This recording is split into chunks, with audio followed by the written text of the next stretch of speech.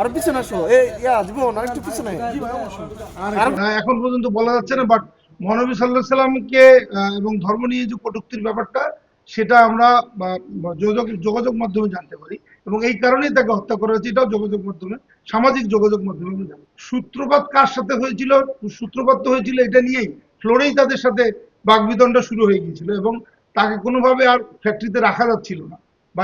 বাইরের লোকজনের প্রেশার ছিল, ইনসাইডারদের প্রেশার ছিল, সে কারণে তাকে ইস্তফা দিতে বাধ্য করেছে এবং উত্তেজিত জনতার কাছে হ্যান্ড ওভার করেছে। আমরা যাদেরকে অ্যারেস্ট করলে ভিতরে কিন্তু হিটার আছে, হ্যাঁ, তাকে জিজ্ঞাসাবাদ করলে হয়তো জিনিসটা বের হবে। মোহাম্মদ তারেক এখানে আছে, সে হিট করছে।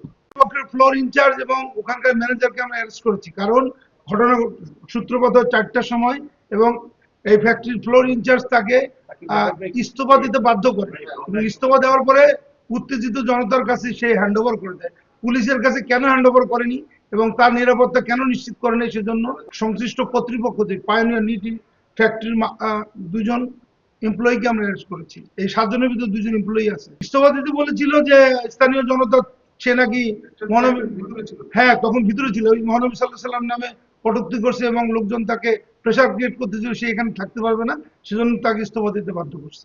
স্পষ্ট, আমরা বারবার চেষ্টা করেছি জানার যে কাকে বলেছি, কি বলেছে, এটা কিন্তু কেউ বলতে পারেনি। এবং আমার মনে হয় যে উত্তেজিত জনতা আর কোনো প্রিভিয়াস এনিমিটি কারোর সাথে কোনো ছিল কিনা সেটাও আমরা তদন্ত করে দেখব। কিন্তু একটা লোককে এই অভিযোগে মেরে ফেলা এবং গাছের সাথে ঝুলিয়ে তাকে হত্যা করা, আগুন দিয়ে করা, এটা কিন্তু কোনোভাবেই আইনে কভার করে না, এবং আমরা কোনোভাবেই, সরকার এবং আইন শৃঙ্খলা বাহিনী এটাকে কোনোভাবে স্পেয়ার করবে না। 150 জন অজ্ঞাতনামা সরাসরি কাউকে করা হয়নি। আমরা ভিডিও ফুটেজ দেখে দেখে কিন্তু এদেরকে অ্যারেস্ট করেছি, এবং যাদেরকে অ্যারেস্ট করেছি সবাই ঘটনাস্থলে ছিল। আমরা যে তদন্ত করছি এবং আমাদের ছায়া তদন্ত চলবে, আমরা 7 জনকে অ্যারেস্ট করে ক্ষান্ত হব না, আমরা চাবো 150 জনকে অ্যারেস্ট করতে, এবং কি কারণে ঘটনাটা ঘটছে সেটাও আমরা আনার্থ করার চেষ্টা করব। সবাইকে ধন্যবাদ।